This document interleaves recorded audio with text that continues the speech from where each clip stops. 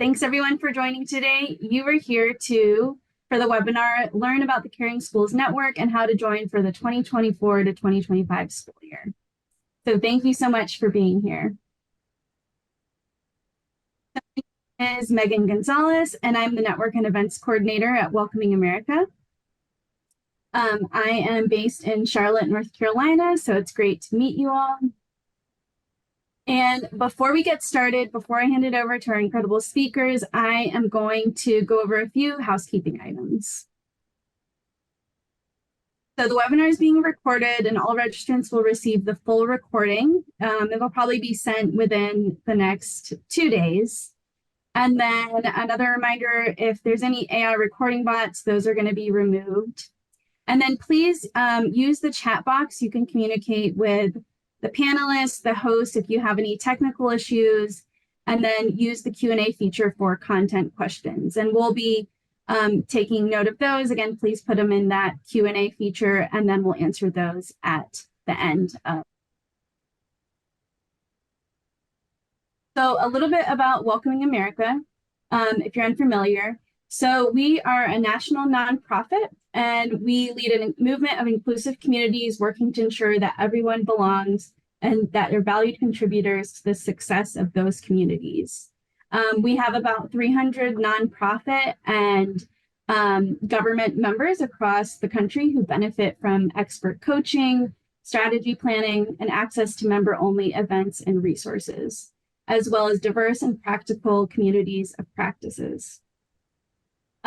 If you are not a member and are interested in joining, we would love to have you, and please visit welcomingamerica.org if you are curious and would like to join, and we're happy to set up a meeting with you. So now what I'm going to do is I'm going to introduce our speakers and then let Mike take it away. So first of all, we have Michael McLaughlin, and he is the School and Parenting Manager of Making Caring Common. And then we have Richard Weisford, Faculty Director at Harvard Graduate School of Education. And they'll be introducing themselves as well. And then we have Jocelyn Minton, Partner at Mind Over Media PR. And then Emily Jansen, who's the Director of Learning and Engagement at Story. I'm going to turn it over to you, Mike, and let you take it away. Awesome. Thank you so much, Megan. I just want to make sure everybody can see my screen, so I'm going to bring it up now. And do you all see Caring Schools Network right now? Awesome. Hey, everybody. My name is Mike McLaughlin. I'm from Making Caring Common. I'm our School and Parenting Programs Manager. And I'm super excited to have the opportunity to connect with you today. We're going to spend most of our time together talking about our Caring Schools Network, which we hope that you join this school year. But before we dig in, I did just want to take a moment to acknowledge there's a lot happening in the world. It's definitely having an impact on me, maybe having an impact on many of you. It may not feel like a very caring, kind, or compassionate place at the moment. So we just really appreciate you being here with us today, showing up to talk about how we can help to create more caring schools and a more caring world for our children. So thanks a lot for being here. We appreciate it. This is a quick look at our agenda for our time together. We're going to start off by sharing who we are, what we do at Making Caring Common. We'll share some more information about how we're partnering with Welcoming America and StoryCorps to invite schools across welcoming communities to join our Caring Schools Network this year. We'll provide an overview of the Caring Schools Network and preview what the resources look like that schools receive so that you can decide if you'd like to join this year. And we'll hear from a current school about their experience with the Caring Schools Network over the last 2 years. And we'll make time for plenty of questions at the end, so feel free to roster them up in the Q&A now. But we'll have 10 to 15 minutes at the end to answer all your questions. And with that, I'm going to pass it over to our founder, Dr. Rick Weisbord, to share a bit more about Making Caring Common. Hey, everybody. I'm Rick Weisbord. It's a pleasure to be with you all today. I'm sorry we're not in person, and I just want to join Mike in also saying thank you for being here during this difficult time, which does seem like the work we are all engaged in is more important than ever. Let me tell you a little bit about Making Caring Common. So Making Caring Common is founded about 10 years ago, and it's based in part on research that indicates the degree to which we have elevated achievement and happiness as the primary goals of child raising and marginalized or demoted care for other people and care for the common good. And this is something we were seeing in our research in many different types of communities over and over again.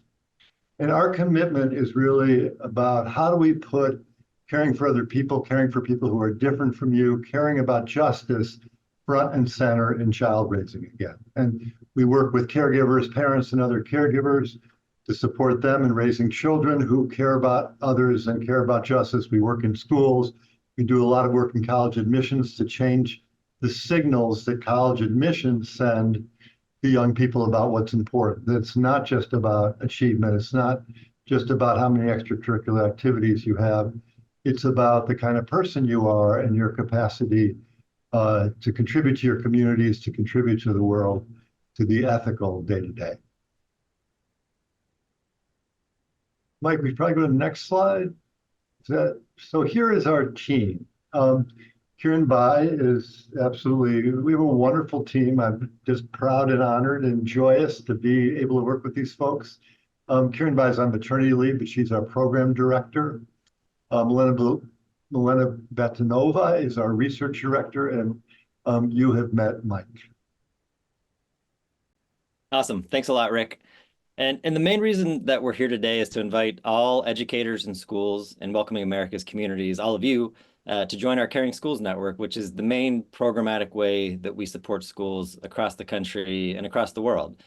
The Caring Schools Network, or CSN for short, includes a resource library of engaging lessons and strategies designed for educators to use to create more caring classroom communities, to improve student to adult relationships, as well as peer relationships at school, and to cultivate student capacity to care across difference by developing empathy and compassion for people who are different from them, as well as the motivation and the skills to advocate for a more just world. And in partnership with Welcoming America and StoryCorps, in support of our shared vision of a world where every person, and in this case, every student belongs, we received an incredible grant to do some amazing things. One, we're inviting schools from Welcoming America communities to join the Caring Schools Network at a significantly reduced rate. Two, we're working with educators across welcoming communities to actually review our resources, provide feedback on ways that we can improve them to make them more culturally responsive and relevant, sustaining for their communities. Three, many of you may be familiar with StoryCorps, but if you're not, they're an incredible organization whose mission is to help us believe in each other by illuminating the humanity and possibility in all of us, one story at a time. And we're super excited to embed StoryCorps resources into our existing library of resources that educators have access to. And in partnership with StoryCorps, we're also going to be creating opportunities for students in the Caring Schools Network to share their own stories and to connect with and learn from other students in the network from all around the country and all around the world, which we'll talk a bit more about later. And we'd love for you to join this partnership, join the Caring Schools Network for the 2024-25 school year. So we're going to spend the remainder of our time together sharing more about what the Caring Schools Network is, how it was developed, and I'm going to walk through what several of our resources look like in detail so that you can decide if your schools would like to join this year. And before I pass it over to Rick again, we will be talking for a bit. So I'd just love to take a moment to hear from all of you. Appreciate seeing your name and where you're from in the chat.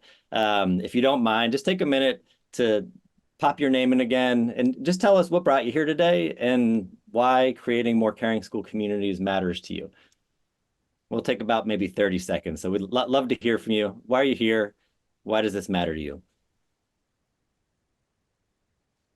Thanks, Donna. Brushy Fork's been working with the Community Foundation and Welcoming America, also work with Partners for Rural Impact, an education organization. Seemed like a good fit. That's great for the work of addressing absenteeism. Love that. A lot of partners are looking for ways to make our education pillar and the welcoming standard come alive. That's great.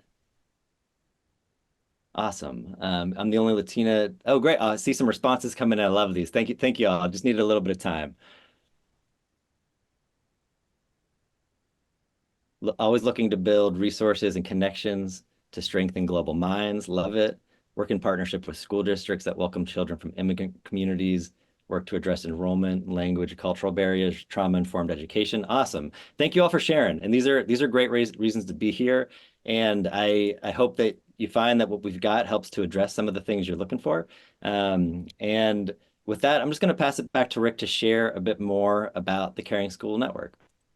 So if we have a three-phase approach, and if we were just to step back for a minute and you were to ask yourself, what are the central challenges in schools today? And I talk to educators from around the country. I'd be interested in how you all would answer this question.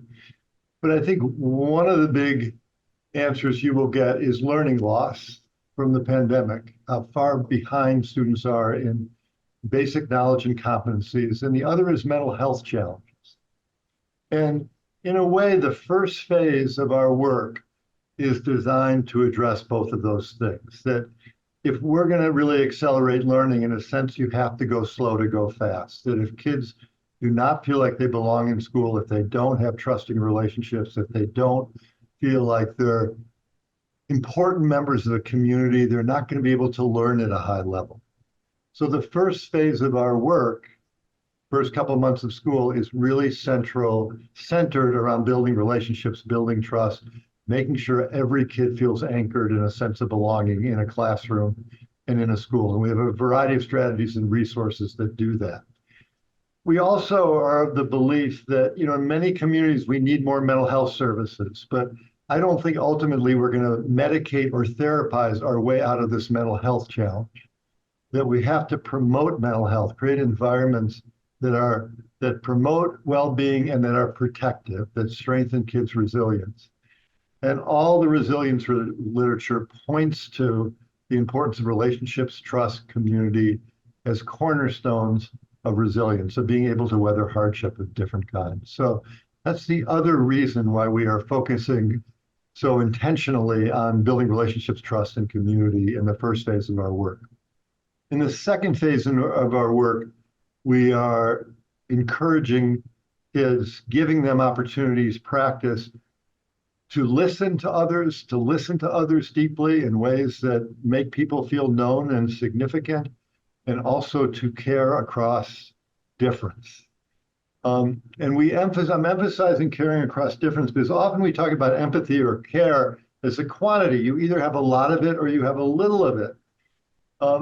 And quantity is an issue, but the bigger issue is that almost everybody cares about somebody. They care about a family member or a friend.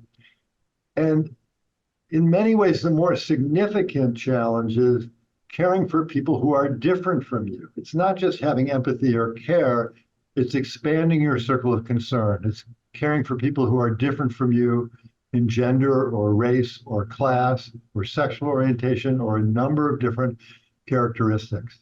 And if you can care for people who are different from you, you also have a fundamental foundation for justice. Because if you can care about the diversity of people in your community, you can represent their interests in decisions about fairness and justice.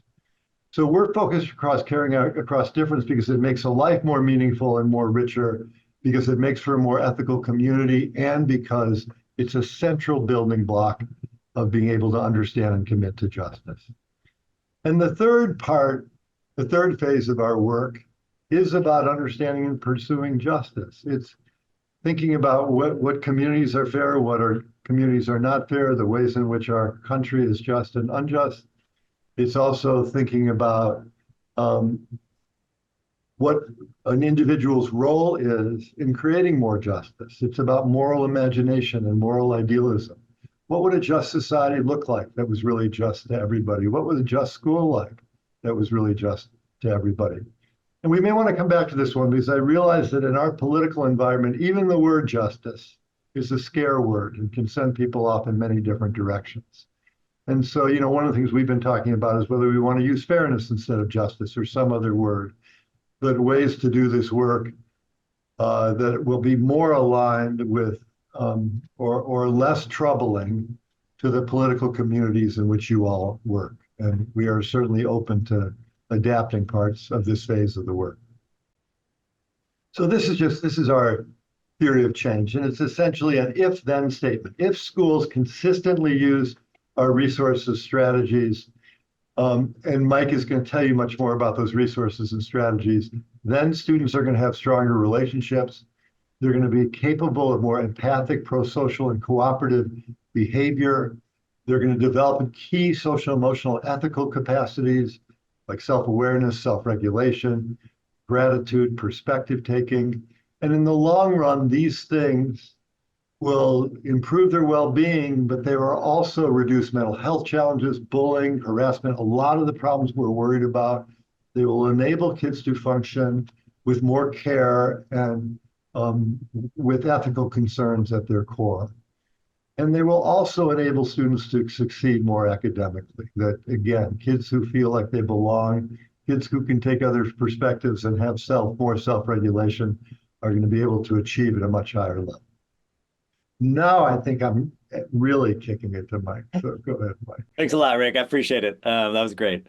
So now I'm going to provide a more detailed overview of the resources that schools receive when they join the Caring Schools Network. And I'll talk through the main components to give you a good idea of everything that's included. The core component of the Caring Schools Network is our library of lessons, which are organized around core topics and that we recommend teaching throughout the school year, at least weekly. We know that educators have a ton on their plates, and so we design these all to require minimal planning and prep so they don't feel like a burden. They're designed to be energizing, low lift, engaging. They're also designed so that any teacher can lead them. Some schools have all their teachers lead a lesson. Some schools have a counselor or social worker rotate through classrooms and lead lessons, both of which are great. For middle and high schools, we also have a new series of 13 mental health lessons designed to help schools support teen mental health, which I will share some examples of later. CSN also includes a collection of really short, simple community and relationship building activities and rituals that support strengthening relationships and trust. One of our most popular components is our relationship mapping strategies that your school can use to identify students who don't have at least one trusting relationship with an adult at school so that you can work on building those relationships throughout the school year. And we'll dig into what that strategy looks like in a bit. And we also include a few caregiver communications that schools can send home, as well as practices that parents and caregivers can use at home to just deepen the learning outside of school. We also have a very short student climate and culture survey and report that helps students, help schools understand student needs and track their progress and inform improvements around relationships and belonging and safety at school. And new for this year is a support and community webinar series that will meet 5 times throughout the year and offer schools implementation guidance from our team and a chance to connect with us, time to hear from Harvard speakers on pressing topics in education, and also time to connect with other schools in the network to learn from each other. And then finally, in partnership with StoryCorps, we're piloting a student connection program to give students in CSN schools the opportunity to connect with students from other schools from different parts of the world. And now I'd love to share just a more detailed look at some of these resources and give you a closer look at what schools receive so that you have a really good idea of what they look at. I am going to leave my slides. And can you tell me before I continue, are you looking at the implementation guide now? Could I get a thumbs up? All right, thanks, Isaac. So I'm just going to share what the resources look like, give you a closer look at what schools receive. So this guide includes the links to all the CSN resources, as well as descriptions about each resource and implementation guidance, just to make it clear when in the school year we recommend leading each lesson and strategy. Here, for example, we go through the purpose, what's included. I'm going to skip over some of these intro things. Here you can see we've got a scope and sequence that highlights the highest priorities for each phase of the school year and helps leaders track the most important components throughout the year. Rick had mentioned our community building activities. We know that relationships are foundational to our efforts to support caring across difference. And so we provide a number of activities that educators can use to build community, strengthen relationships at the beginning of the school year. This is a look at many of the community and relationship building activities and rituals that we recommend schools use daily, especially at the beginning of the year, to establish community, strengthen relationships, both like between students and between students and school adults. Some of these are likely familiar to you. For example, greeting rituals, relationship building scavenger hunts, having students bring in objects from home to share more about themselves and their identities, and many more short, simple activities that can be used frequently early on in the school year to help build community and stronger relationships. And so I'll just open up one of these so you can have a quick peek. As you can see, zoom in on here. These are short and sweet. There's always an overview, how much time it'll take, a very simple process to follow. This activity, Community Circles, a great way to close out a class or close out a day in community. It's simple, can take as little as 5 minutes, and it provides students with an opportunity to get comfortable sharing, practicing listening, and building relationships with one another. I'm going to close that out. Now we can take a look at our core topics and our lessons. This is our sequence of core topics for middle and high school. Each of these includes 4 to 6 lessons that are about 20 to 40 minutes long. We recommend that educators lead these at least once every week throughout the school year. Every school is different. We've definitely worked with schools that can only manage 1 or 2 a month, but also schools that do many more than that. So no matter what you can do, working your way through these throughout the school year, there's a lot of different strategies to take. And as you can see, we begin with 5 lessons about caring and kindness. Move on to listening deeply, which focuses on how to be a more active listener, to make others feel heard, to build stronger connections. Humans of Your School is modeled after Humans of New York. It helps students share their own stories, learn about their fellow classmates. Circle of Care focuses on expanding the group of people that students think about, care about, and interact with.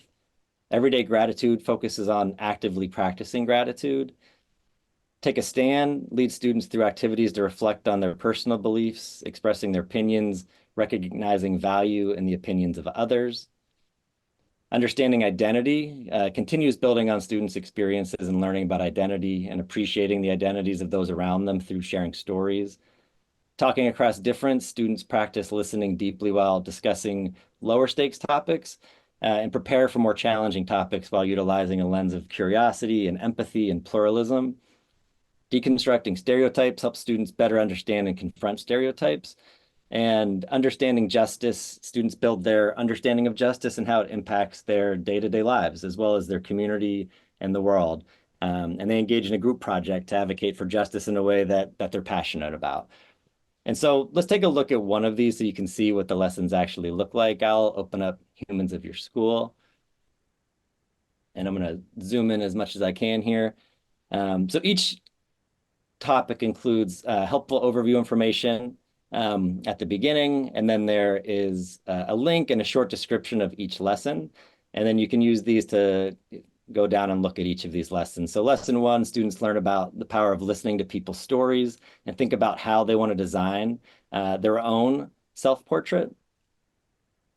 In lesson 2, students draw their Humans of New York style self-portraits and write narratives to share part of their story with others. In lesson 3, students prepare to interview a member of the school community and create a portrait of them. In lesson 4, students explore important interview skills, and they interview a member of the school community and create portraits to illuminate who they are and what they learned. And in lesson 5, students share their finished portraits with others.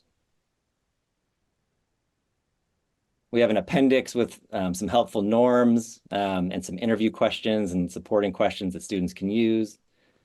And we also include some extension routines, which are just short activities. Usually these take around 10 to 15 minutes that educators can lead anytime throughout the year, and they can lead several times if they have the capacity to do a bit more than what's provided in the lessons. And we work with educators to improve and update these lessons every year. We're excited to have just begun working with Welcoming America educators to review, share feedback, and continue to improve our core lessons. We've just begun this work, but we're already received a lot of really positive feedback and some awesome new ideas that we're excited to incorporate. And we're also really excited about partnering with StoryCorps. I'm going to stop sharing for a minute. To embed stories and protocols into several of these lessons to provide students with more opportunities to practice listening, to practice sharing their own stories, to learn about different identities through storytelling, and to promote caring across difference in a new and engaging way. And I'd love, Emily, if I could pass it over to you for a second. Emily from StoryCorps is here with us. If you could share a quick introduction before we play a very short example of students connecting using a StoryCorps resource. Emily, I'll pass it over to you. Great. Thank you. Thanks, Mike. It's so wonderful to be here. I'll just share so briefly for those of you who aren't as familiar with StoryCorps. At StoryCorps, for the past 2 decades, actually, we invite regular, everyday people like all of us here in this room to sit down together and talk about our lives and our experiences in our own words. All of those stories we archive at the Library of Congress. So at this point, there has been over 700,000 voices in this archive. And then we find ways to share parts of many of those stories with the rest of the world so that we can listen to them, we can learn from one another. And so in classrooms across the country, teachers have been using these stories in the ways that Mike has talked about to really cultivate curiosity, develop skills in listening and perspective taking, expressing their voice, expressing their values, and connecting to one another and building relationships. So just want to share a little piece of one of those stories with you right now as an example of what these can look like. And the story I have to share today is part of a conversation that classmates Akiva and Henry recorded with StoryCorps. They met their freshman year of high school in Brooklyn, New York. And over the course of the conversation, they both expressed how grateful they were for the support that they've given each other, often unknowingly, throughout high school. They also, despite knowing one another for several years, shared stories they had never told one another. Akiva revealed that in October 2012, after Hurricane Sandy had devastated much of the eastern seaboard, he and his mother had been displaced from their home and spent the next 3 years, the time actually that Henry and Akiva knew each other, in homeless shelters across New York. And that's something Henry wasn't aware of at all. And Henry, in their conversation, shared the story of leaving Mexico with his aunt at the age of 13, leaving behind his parents and his younger brother. So let's listen to them now. There's captions so that you can read along, but heads up, it may be sort of quiet to begin, so pay attention. You may want to turn up your volume so you can hear them both clearly.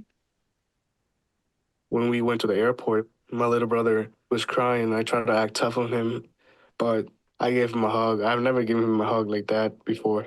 And I started crying too. Do you miss your mom all the time? Yeah, you already know this, bro. That's one of the hardest things for me. I do understand your feeling, though, because I was separated from my mom for like 3-4 years, I think. It's hard to leave everything you know. When I first started 8th grade, my English was not that good at all. We had to give a presentation, and everybody was making fun of me.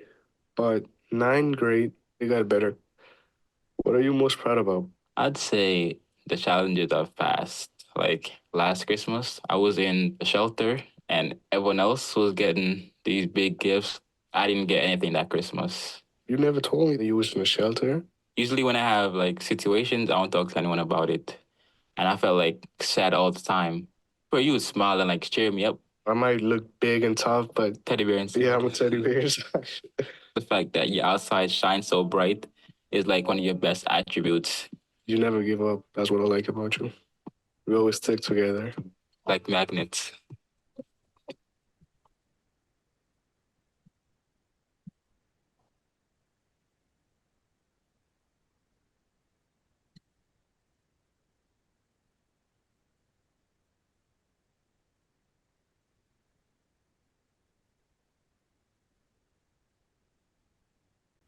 Thanks so much, Emily. I really appreciate you sharing that and introducing yourself. We are really excited just to embed these videos and stories like this one throughout our lessons so that students have an opportunity to engage and connect with each other throughout the school year in new ways. Now I'm going to keep sharing some other resources. I want to share our mental health toolkit. So just give me one moment to pull that back up. All right, let me know. Are you seeing our implementation guide again?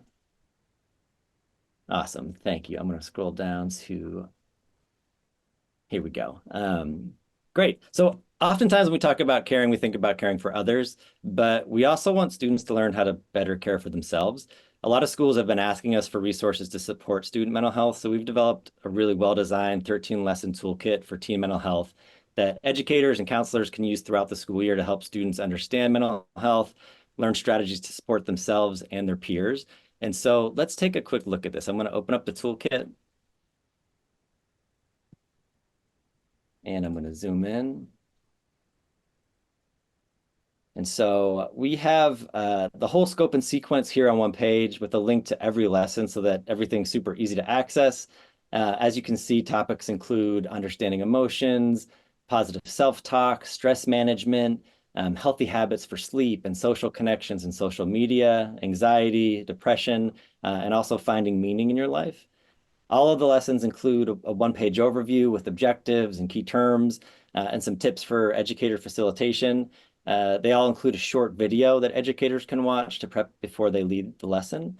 There's a scripted slide deck and a worksheet. And these can span from 30 to 50 minutes. And we also offer recommendations for where to stop if you need to break them into smaller chunks of time. And each slide deck includes timing recommendations and educator notes to help make leading the lesson super simple for educators. I'll do a quick click through of one just so you can see what the slides look like. So here's a one-page overview. Each lesson comes with a slide deck. It's hard to zoom on this section, but you'll see there'll be notes here for the educators. There's clear objectives, some info about why this is so important, student reflection activities, and then we dive into suggestions for how to manage stress and to build positive coping skills for students. So this is a quick click through, but I just want you to see what one of these slide decks looks like. And also each of the mental health lessons comes with a worksheet for students. And so just give you a quick look at, what one of those looks like, an exercise to practice the circle of control and coping skills activity. Awesome. I'm going to close those out. I've got a few more minutes to share. And so one of the other things I really want to share about is our relationship mapping strategies, which I mentioned earlier. These are two of our most popular resources, which we recommend schools implement in October and April each year, and which focus on improving student to adult relationships at school. We know that there may be nothing more important in a child's life than positive and trusting relationships with a caring adult. And for students, even one positive connection to a school adult, whether it's a teacher, counselor, or sports coach, can have tremendous benefits. So rather than leave those connections to chance, these strategies help provide a strategic plan for how to identify students who don't have a trusting relationship with a school adult, and then identify staff volunteers to commit to building and strengthening relationships with each of those students throughout the year. And so schools in the Caring Schools Network receive two different strategies, which they can choose from, and I'll preview for a moment now. Student to adult relationship mapping relies on student voice and actually asks students directly in our October survey how many adults they could go to if they had a problem or a challenge in life. And then we provide schools with a report that lists the names of the students that said 0, so that you can match them to a staff volunteer who will work to build relationships with them throughout the year. I'll click into this strategy and zoom in so you can see it, just to give you a quick preview. So there's an overview. We have step-by-step instructions. And so you can see step 1 is to administer the student survey. Step 2 is to review the survey report that we share back with you. And I even have, this is an example report. This is fake data, but here's a quick example of what the report looks like. It shows you how many students respond by grade, how many students respond that they have 0, 1, or more positive and trusting relationships with an adult. We disaggregate the data as long as there's enough responses to maintain confidentiality by race and also by gender, so you can identify if there's any trends. And then we also include open-ended responses from students. We ask them, like, what can your school do to improve relationships and build trust with adults? And that you'll see their open-ended responses here in the report. I'll close that down now. And then if we go back, I'm going to hop back here. If we go back to step 3, after you look at that report, we have a whole agenda for a reflective staff meeting to review that data with your staff, and then to identify staff volunteers who will work to build or strengthen relationships with the students that reported having 0 trusting adults at school. As you can see, here's an agenda. We have lots of reflection questions. We try to make it as easy as possible to lead this throughout the year. And then step 4 is just staff volunteers building relationships with students throughout the school year. We share recommendations on what we've learned works from other schools and other teachers, But we also recommend that these staff volunteers connect a few times throughout the school year with each other to share what's working and to collaborate on solutions together. And we've actually heard from some schools that this actually led to much stronger staff relationships and staff culture as well, in addition to improving student to adult relationships. And so I want to share even more, and I will say that I'm happy to share more in the future. But I know that we're coming up on time, and so I'm just going to share a few more things before I pass it over to Jocelyn. We've got more resources. Didn't have time to dig into each of them, but I hope that gives you a good sense of some of what CSN offers. And at the end of the webinar, we'll share our email, so I'm happy to connect to share more and dig into more detail if you'd like to learn more. But two last slides I just want to share before I pass it over to Jocelyn. We know that you probably want to hear what other schools have to say. Jocelyn's going to share a little bit about her experience and Third Street's experience in the Caring Schools Network. But this is what some of the feedback we received from schools last year. Probably should have trimmed this down a little bit, but I couldn't decide what to remove. The things that stood out to me from what schools shared include students building and sustaining relationships with other students, students feeling more empowered, fostering relationships built on empathy and trust, more caring and inclusive communities, richer conversations, getting to know students on a deeper level and helping build relationships among staff. And as I mentioned earlier, we've been working with some educators from Welcoming America Communities. And while we're just getting started, we've heard some great feedback specifically from these educators who have been digging into our resources. Great for promoting cultural responsive material, very relevant, explicit ways for us to teach pride and heritage along with acceptance and resisting stereotypes. And I think with that, just for the sake of time and to make sure that we give you all time to ask questions, I'm going to pass it over to Jocelyn now, just to share a bit about her experience in the Caring Schools Network over the last 2 years. Jocelyn, can I pass it over to you? Sure. Thanks, Mike. Hi, everyone. I'm Jocelyn Minton. I'm a parent at Third Street Elementary in Los Angeles. We have been using Making Caring Common, the program, for the last 2 years. I am a big advocate of Making Caring Common and a big fan of Rick and Mike's. I think the work they are doing is really some of the most important work out there.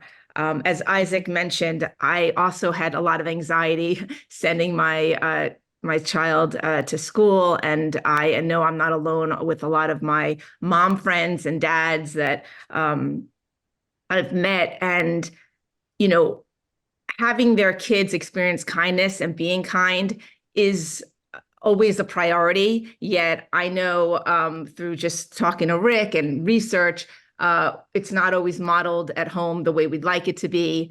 It's not always, I think I know my son is 8. He plays a lot of basketball and youth sports, and just being on the sidelines and hearing the coaches being screamed at the kids and the parents. I mean, we're definitely pushing all the time achievement. And as Rick mentioned, we're always acknowledging kids that do well academically and athletically and artistically. But what about just the kids that are just humans, good, kind human beings? Because they're the ones that are really going to change the world and I think be the most fulfilled in life.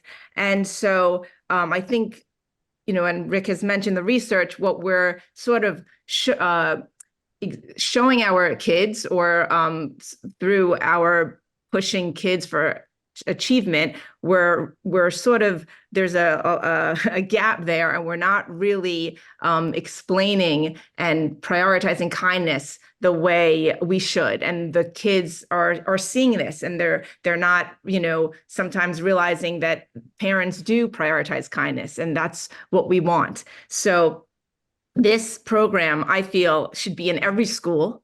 I feel it should be in every grade, every teacher. So all the kids are learning the same messaging, working from the same toolbox. And we have seen a tremendous difference in our school. Bullying and teasing, that's been going on forever. People feeling left out. I read a stat that they surveyed a bunch of psychologists, and it was like 98% of people talk about not feeling included. And these are adults. So we know it starts when we're young in school, whether it's a birthday party or playing kickball. And what's great about this program is we're not going to solve this age-old problem, but we're having the kids understand empathy, standing in other people's shoes, really talking about their feelings, learning, regulating their emotions, understanding what it's like if they do something unkind, what that feels like. And this program really is all about empathy. So it really tackles, I feel, the why. And I think, we're not just telling kids to be kind, but they're really understanding the why behind it, which I think really does get them to change their behaviors. They're much more mindful. We have seen, as I said, I've talked to the parents, the teachers. I help sort of run the program at the school. Whether it's the parents, the teachers, the students, everyone has seen tremendous improvements with this program. This morning, I actually was thinking, I said, I'm talking this morning. He's going to 3rd grade. And what do you like about Making Caring Common? And he said, it just makes all the kids better. He said, and it actually makes school more fun. I said, really? He said, yeah, because people are just kinder to each other. And he said, and I also think it makes the teachers, their jobs easier because they don't have to put as much effort. And I'm quoting, and these are the words he's using. They don't have to put as much effort after recess because, we kind of all know that we need to get along. And, just hearing that is just so fulfilling for me. And I know that he is not alone. Parents have sent me things that their kids have filled out this summer. They got worksheets to send home. What was your favorite part of school last year? And so many kids wrote Making Caring Common. I think the fact that we dedicate the time, to me, it's been sort of my security blanket, knowing that the kids are at school. And I strongly feel that caring for others and kindness should be part of the curriculum. And that I know that every day they're talking about it. We've built initiatives around it at school to reinforce the messaging. Whether it's a student council made up of kindness leaders, whether it's a spirit day every month where we acknowledge kind children and reward them with different things. And just calling their names is reward enough. Just seeing them light up. Parents who have gotten emails about how kind their kids are have said it's the most significant email and most meaningful email they've ever received.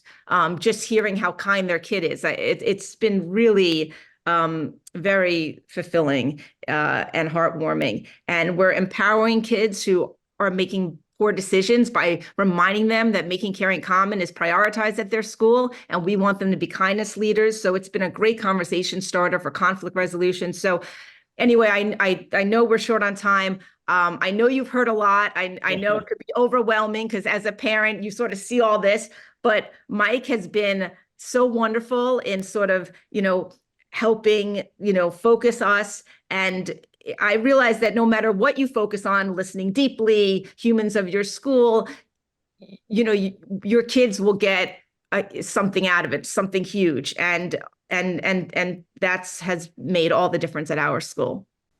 Thank you so much, Jocelyn. I appreciate it. I couldn't stop you, but that was I really appreciate you just being part of the network for the last couple of years and for sharing and for being here. I hope that gives folks a bit of a taste of what One School is experiencing. And I know that we're also, I've gone a little bit over my time. And so I'm going to share one more slide and then I'm going to open it up for questions. As I shared earlier, we're hoping to have several schools from Welcoming America Communities join the Caring Schools Network this year. The grant that we received together means that we're able to reduce the price from about $3,000 to only $950, depending on your grade range. I'm going to put a link in the chat that you can, in just a minute, that you can use if you're interested in joining. Our emails are also up here. I'll pop that in the chat, and we're available to talk more. Had more resources to share, and I'm happy to connect and share and answer more questions if you'd like to, and if you're interested. But the two last things I'll say before moving on to questions are, one, our goal is to impact as many students as possible. we do not want price to be a barrier for folks. So if you want to join, but if you can't for financial reasons, please reach out to me at this email address.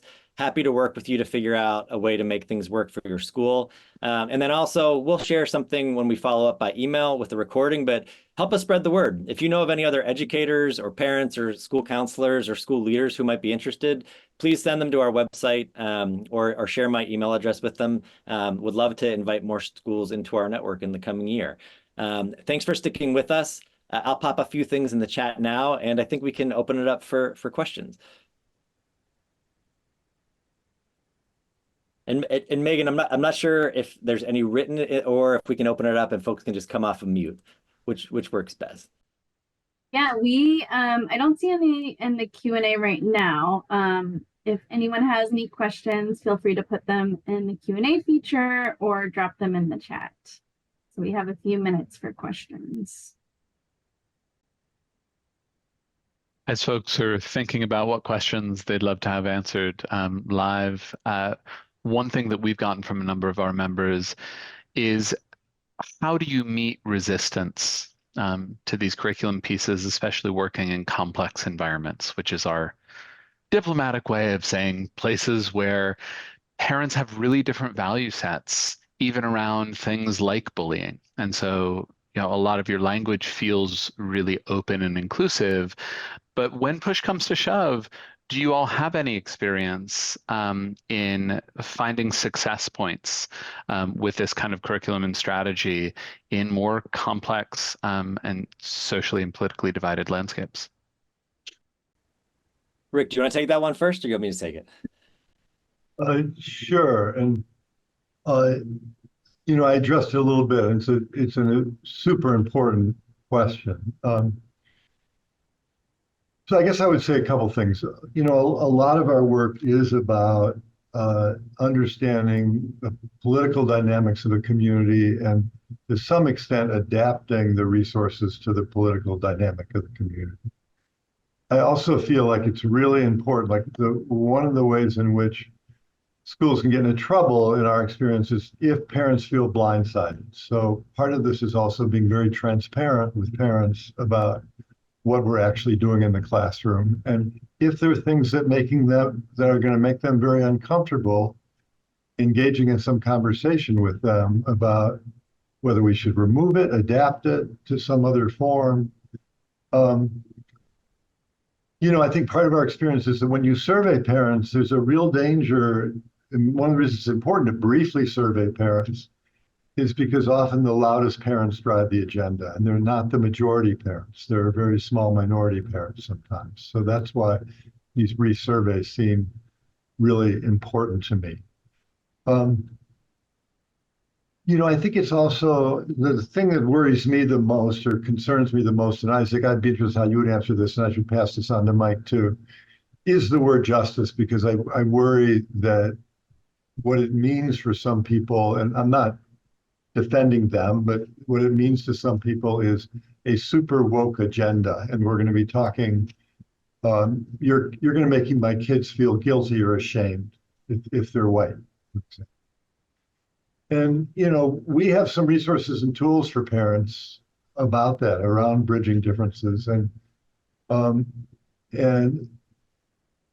we have at least some thoughts in conversation about how to have this conversation in ways that help people understand history and systems and not blame individuals.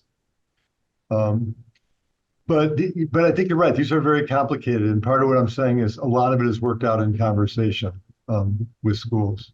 I don't know, Mike, you want to add to that? Or? I mean, just for the sake of time, I think the only thing I'd add, building, like we do include draft communications. We try to make it easy so schools can copy, paste, maybe edit a little bit. So there's communications to let parents know what's going on and invite them into the process. And I also think at least in my time here, I think the only time there, I wouldn't even call it conflict, but we have worked with some schools where they make it all the way through the lessons, and they may not do the last lesson on justice if they feel like that word might be sensitive or parents might not be as open to it. And so there's plenty of things around caring and listening and empathy that I don't think we've ever faced much. I think most parents in schools have shared nothing but excitement about those. But some of the later lessons, there are some schools who adapt those or adjust the language or might skip them entirely if they're worried about how it might resonate for their parents. We've got a few questions in the chat. So the first one, or in the Q&A. So the first one, could this program support an alternate high school with students ages 16 to 24? I feel like this could be very valuable. We use restorative justice to guide our work when communicating with our youth, staff, and stakeholders. Yeah, Rick, I mean, I'd love to hear what you think too. I know we've worked with other alternative schools before, and it looks like the age range 16 to 24. Yeah, I think the age range, these could definitely work with your school. The core topics and lessons could work with large groups and small groups. And the mental health lessons are also super relevant to students aged 16 through 24. And so I think it could definitely work for your school, and would be happy if you do want to connect. I popped our email in the chat. And so if you want to have a one-on-one conversation, we'd love to learn more about your school, and we could talk about it with you in more detail. I completely agree. Mike, you may want to take on this next question. I know it's something we talked to. Okay, sorry, I'm just seeing now. Thank you for a lot of social emotional learning skills that are so necessary for all. Do the lesson plans specify the age target audience or how to adapt for age groups? So right now they're kind of designed, we have like a lessons designed for elementary. Some of them are broken down into K through 1 or K through 2 versus 3 through 5. Some of them are kind of designed for K through 5, and we encourage small adaptations that teachers can make for depending on which grade you teach. So right now they're kind of bucketed into K through 2, 3 through 5, and 6 through 12. I don't know if that answers your question or not, but a lot of the core lessons are very discussion oriented, and they're pretty easy to adapt for different age groups.